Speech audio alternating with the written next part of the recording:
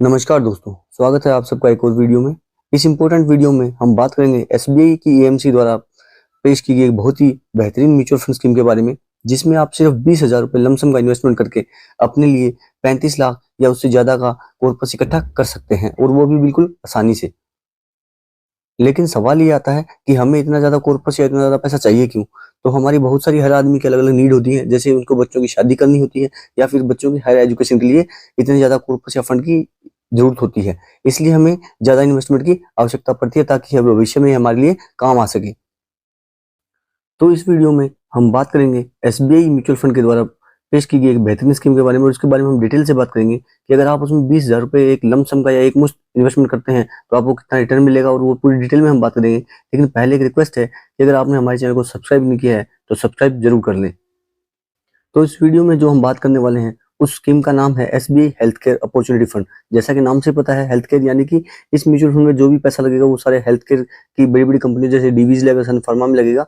और इसका अगर हम पास्ट रिटर्न्स की बात करें तो इसका 6 महीने का 25%, 12 महीने का 48%, पिछले 3 साल का रिटर्न 26% और पिछले 4 साल का रिटर्न इस फंड ने 31% के हिसाब से अपने इन्वेस्टर्स को कमा कर दिया है। अब ये क्वेश्चन आना पक्का है कि जो पर्टिकुलर फंड है इतना अच्छा परफॉर्म क्यों कर रहा है? तो क्योंकि जैसे कि पता है कि मेडिकल एक्सपेंसेस या खर्चे दिन ब दिन बढ़ते जा रहे हैं, तो उसी हिसाब से जो हेल्थ केयर की जो कंपनी है वो भी अच्छा प्रॉफिट कंटिन्यूसली कमा रही है, और इसी वजह से ये जो फंड है या ये जो कंपनियां हैं ये अपने इन्वेस्टर्स को अच्छा पैसा कमा कर दे रही हैं। अब आप यहाँ पे एक वार्निंग है कि जो पास्ट रिटर्न्स है उसका फ्यूचर के रिटर्न्स के साथ में कोई लेना देना नहीं है।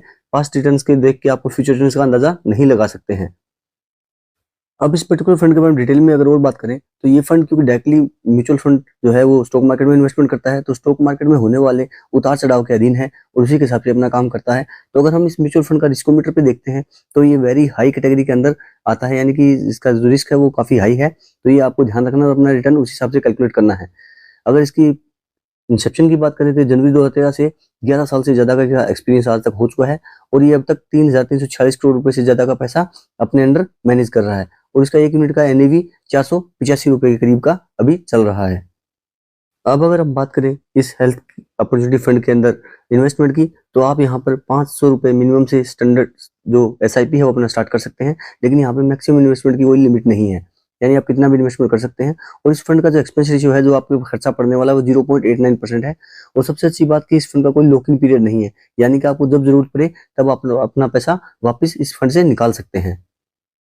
अब अगर हम इस फंड का टोटल लमसम 20,000 रुपये करते हैं और 18% का एनुअल एवरेज रिटर्न मान के चलते हैं, तो अपने जो रिटर्न बनने वाला है हमारे लिए उस पर बात करें तो 5 साल में इस हिसाब से हमारे पास लगभग 45,755 रुपए का रिटर्न बन जाएगा।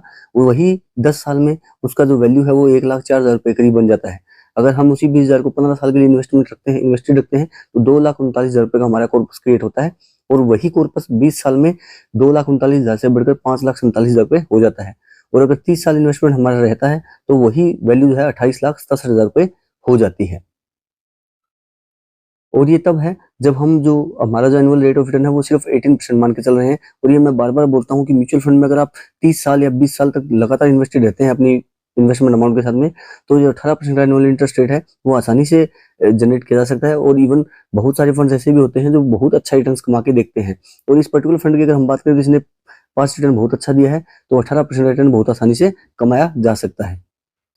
अब अगर हम इसी इन्वेस्टमेंट को जो 20,000 रुपये इन्वेस्ट किया उसको 30 साल के लगातार रखते हैं और रेट ऑफ इंटरेस्ट चेंज करके देखते हैं, तो अगर 22% अगर इंटरेस्ट मानते हैं और 30 साल के लिए इन्वेस्टमेंट करते हैं तो 77 लाख रुपए हमारी कॉर्पस इकट्ठा हो जाएगा। जबकि 24% के रेट ऑफ इंटरेस्ट के साथ में हमारा जो कॉर्पस है वो बढ़कर 1,26,00,000 हो जाता है।